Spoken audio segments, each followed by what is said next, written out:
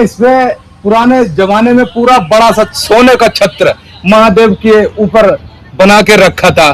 चोरों ने कुछ कारण से वो उतार लिया, तो मेरे राजा साहब ने इस पूरे भारत देश में ये घोषणा कर दी, जो छत्र चढ़ाते उसी पे, तो उसको पूरी आज ही राजधानी में दे दूंगा। मगर महादेव की कृपा से आज तक किसी ने छत्र चढ़ा ही नहीं पाया, न राजधानी नहीं था। क्लियर ऐसे हुआ, एक बाबा जी यहाँ से नीबसार गए, नीबसार में एक बांसुरी डाली उस कुंड में, तो वो कुंड से वो बरवावत के मेला में आकर आदमपुर में है, उस कुंड से वहाँ नेमिस में डाली और आदमपुर में निकली। हेलो दोस्तों, आज आपको बताने वाले हैं सबसे महत्व जो जानकारी है।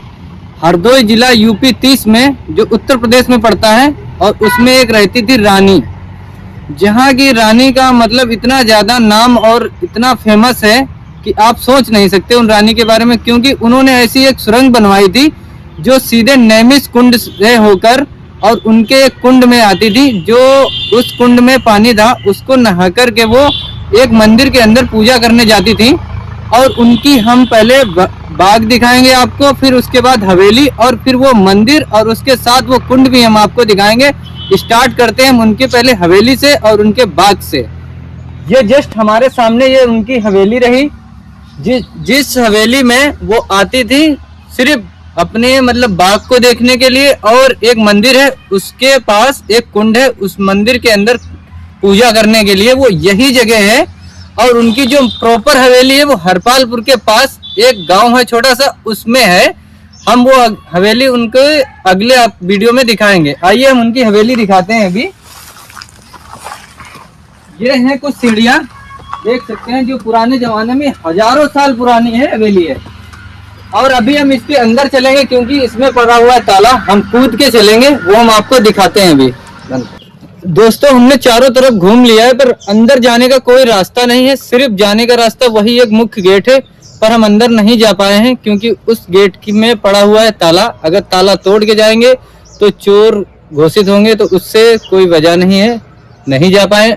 अगर कोई यहाँ का मिलता है तो अगर उससे ताला खुलवा पाएंगे तो जाएंगे, अन्यथा नहीं जा पाएंगे। और मुझे यहीं के लोग यानी कि निवासी मुझे मिले हैं, कुंड के पास बैठे हुए थे, जो अपना खेत खलियान देख कर आए थे, क्योंकि यहाँ पे बाग और बगीचे ज्यादा हैं रानी जी के। हम उनसे आइए जानकारी लेते हैं कि इस कुंड के बारे में और रानी जी के बारे में वो आपको बताएंगे सही तरीके से, क्योंकि हमें जानकारी जितनी हुई थी हमने वो उतनी आपको बताने की कोशिश की है। क्योंकि अब यहाँ के ये निवासी हैं, ये बताएंगे यहाँ कौन सी रानी और रानी का नाम, और ये कुछ कुंड के जो महत्व है सबसे ज्यादा जानकारी वो ये कुंड है। अब आइए हम कुंड के बारे में भैया से पूछते हैं। दादा, इस कुंड के बारे में आप बताएं, ये कब कैसे और बना? जब बहुत पुराना बनो तो पता नहीं।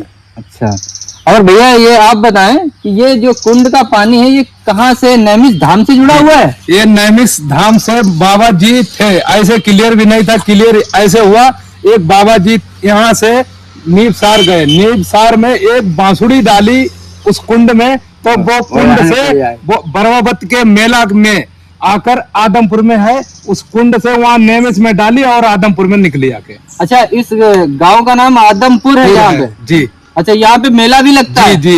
मेला कौन से टाइम पे लगता है?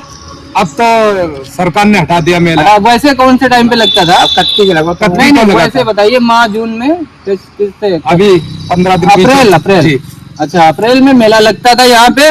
और यहाँ पे मतलब रानी जी इसी कुंड में नहाती थी, फिर वहाँ मंदिर जाती थी। मंदिर हमारे बाजू में ही मंदिर है, हम आपको मंदिर भी दिखाएंगे, वही जिस कुंड से होकर के नहा करके रानी जी मंदिर में पूजा करने जाती थी। हेलो दोस्तों, हम पहुंच चुके हैं मंदिर पे, जहाँ पे रानी उस कुंड से होकर नहा करके मंदिर में पूजा करने के लिए आती थी। और इस मंदिर की एक सबसे मुख्य जो जानकारी महत्व है वो ये भैया बताएंगे, क्योंकि वो यहीं के निवासी हैं। भैया ये बताएं, क्या इस छत्र की जो ऊपर छत वो नहीं, क्या बोलते हैं, सोने का, उसका क्या रहस्य है? ये राजा साहब ने इसमें पुराने जमाने में पूरा बड़ा सा सोने का छत्र महादेव के ऊपर बना के रखा था। चोरों ने कुछ कारण से वो उतार लिया, तो मेरे राजा साहब ने इस पूरे भारत देश में ये घोषणा कर दी, जो छत्र चढ़ाते उसी पे, तो उसको पूरी आज ही राजधानी में दे दूंगा। मगर महादेव की कृपा से आज तक किसी ने छत्र चढ़ा ही नहीं पाया, न राजधानी ले पाई। आप देख सकते हैं यहाँ पे वही वो मंदिर है जहाँ पे सोने का छत्र हुआ करता था। आइए मंदिर के अंदर की चीजें आपको दिखाते हैं कि आज किस प्रकार से मंदिर के अंदर की चीजें हैं और मंदिर के अंदर किन देवी देवताएं की स्थापना की गई थी। ये देख सकते हैं जो हमारे हिंदू धर्म में सभी शिवलिंग की पूजा किया करते हैं और ये नंदी जी हैं और ये हैं देवी देवताएं आपके स्वीकार से हैं। और ये ऊपर का जो आप देख सकते हैं ये फूट चुका है, ये ऊपर। दोस्तों हमने आपको हवेली दिखा दी और उनका बाग दिखा दिया और ये हमारे पीछे कुंड रहा, ये भी हमने इसके बारे में पूरी डेटा आपको बता दी और मंदिर भी दिखा दिया। अगर वीडियो अच्छा लगे तो लाइक और फॉलो करके जरूर जाएं।